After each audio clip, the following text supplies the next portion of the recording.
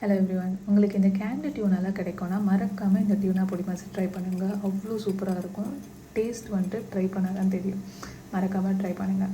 So இதுக்கு எண்ணெயில் கடுகு சீரகம் போட்டு தாளித்து ஒரு பெரிய வெங்காயத்தை பொடி பொடியாக நறுக்கி கூடவே 4 பச்சை மிளகாயும் கட் பண்ணி சேர்த்து இந்த அளவுக்கு வதங்க விடுங்க. வதங்க விட்டுட்டு நம்ம எடுத்து வச்சுருக்க டியூனாவையும் கொஞ்சோண்டு ஒரு டீஸ்பூன் அளவுக்கு இஞ்சி பூண்டு பேஸ்ட்டையும் போட்டு அவங்களையும் நல்லா வதங்க விட்டு எடுத்துக்கோங்க.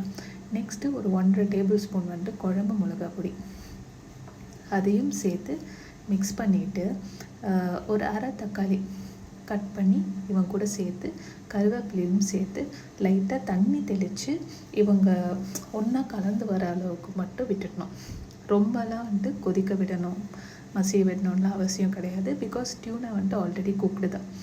ஸோ கலந்து விட்டு எடுத்துகிட்டு லாஸ்ட்டாக பெப்பர் தூவி இறக்குனீங்கன்னா மஜாவான ஒரு டியூனா பொடி மாஸ் ரெடி.